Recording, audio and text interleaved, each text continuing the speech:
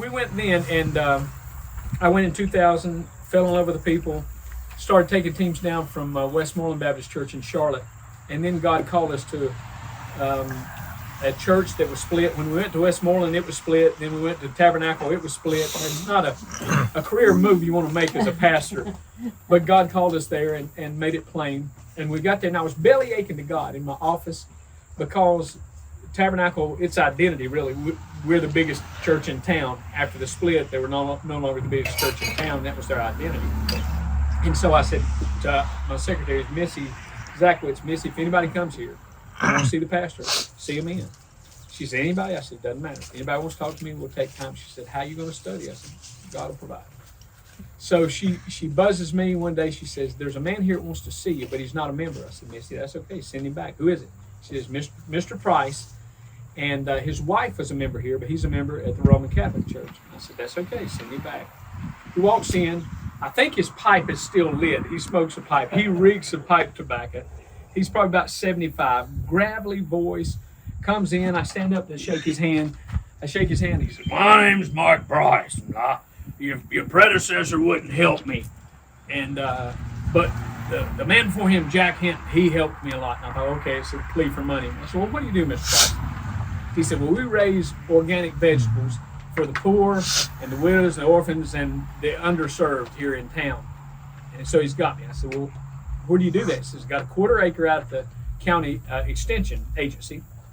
And last year, we gave away 6,000 pounds of vegetables. I'm thinking 3 tons. Now, I'm in here. I'm belly aching God, saying, God, we had it dialed in West Charlotte. I told you all how much I hated gardening, so I didn't know anything about gardening. I said, Lord, just bring me a good farmer. You know I'm not lazy. Bring me a good farmer. They'll teach me. We'll go do it. I'll do the work. They just got to tell me what to do. I said, Lord, bring me a farmer. When comes Mike Price. I said, well, what do you do? He says, we got a 1/4 acre. I said, you've got 6,000 pounds. He said, yeah, just in 3 months, our growing season. 6,000 pounds. And you took that to all these people. He said, yeah. And I said, what do you do? Now, mind you, I'm praying for a farmer. He says, I'm a retired U.S. Department of Agriculture fruit and vegetable inspector for Central America. I'm like, Lord, will you teach me? He said, sure. He said, I want $300 for soaker hoses. I said, we'll strike you a check right now.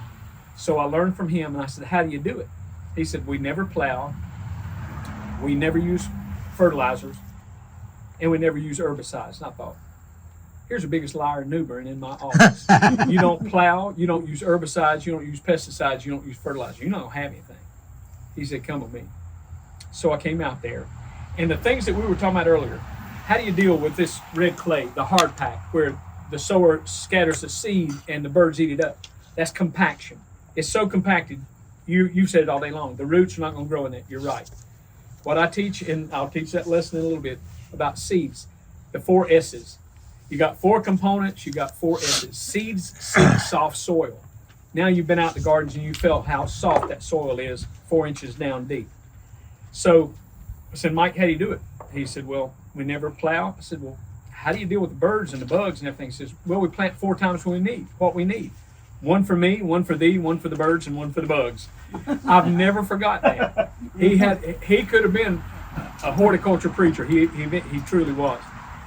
So we go out there, and this is why everything's 4 feet wide. I was taught, and because I hate to be in the garden, if I need to get to the next row, well, I just step over it.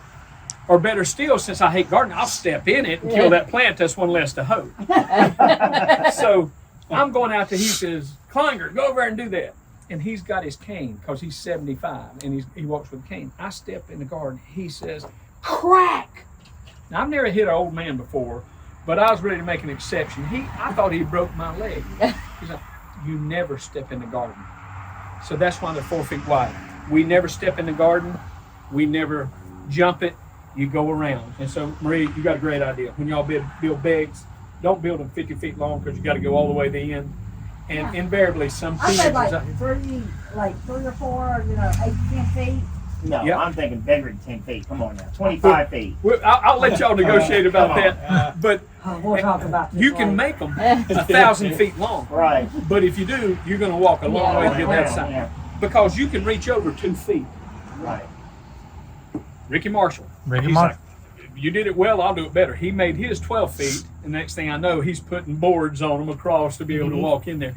Because when you step in it, that's compaction. He made a 12-foot wide bed? Yeah. Okay. He figured 4 feet wide is good, 12 feet wide is better. 4 feet wide is great. That's right. The length, So I You imagine can when reach you over 2 redid it- feet. So when you need to garden one side, you just walk around. Right. We never step in the garden because that's what Jesus says. Some fell along the what? The pathway. Wherever you walk, you're going to compact the soil. And seeds seek soft soil. So we've talked about soil texture. That's what it's made up of. All silt, sand, clay, it's all rocks that have eroded. Soil structure is what we don't plow because we do what's called a lasagna garden. That's where we have 4 components that we use: compost, dirt, manure, and mulch. Now my first layer, this is the only time, and I hate to put this on tape, but if you're just bent to do it, I don't do it. There are folks, because everybody here, if you're really interested, you're going to go watch a YouTube video. So I'll have some of mine up soon. People being there with a tiller. But for poor people, are you going to go out and buy a tiller for $400 that's going to dissolve in water because it's a cheap one, or are you going to spend $1,000 on a good one when you don't need it? If I do that, that's called double digging. You got down 6 inches. That 6 inches is just enough to let the water in. You're not going to grow anything in 6 inches. So I don't even do that. I would start just like this. You ask a great question. What if it's up and down? Okay, fine. But when I build it up 12 or 24, 36 inches, the top is level. Those bricks aren't going to split apart because of the hail? And that's another question we'll talk about in the handout I gave you. Do you have to have a border? You don't. All these other gardens that you see that I couldn't keep up with, they're mounted at a 45. And the reason 45 is water will drain away from it. But at a 45, that's why we use triangles and stuff. It's strong. So I got 3.5, 4 feet on top and then mounted away. Because where we go in third world countries, you're not going to find block to make a nice one. The only reason I use block is because these are my teaching gardens. It adds expense. It adds work because all those are dry stacked. But when we started, we plumbed it. We had strings out. They're all level. Jimmy's right back there. Michael's here. They'll tell you. It's a lot of work.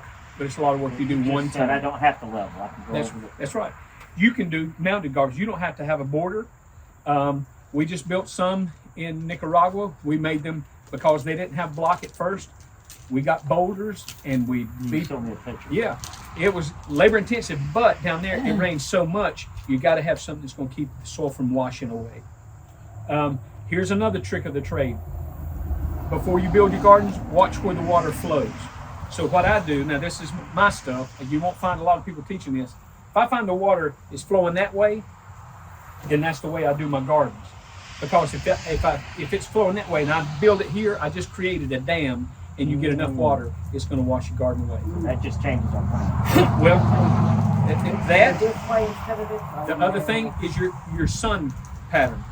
What I like to do, they'll tell you a lot of times have a southern exposure, but by doing this way, then all of the garden get the equal amount. If I did it this way, the north side, they're going to be growing that way into my plants, and it's going to decrease my yield. Now you say, well, it decreases your yield. Why don't you want to get a bigger yield?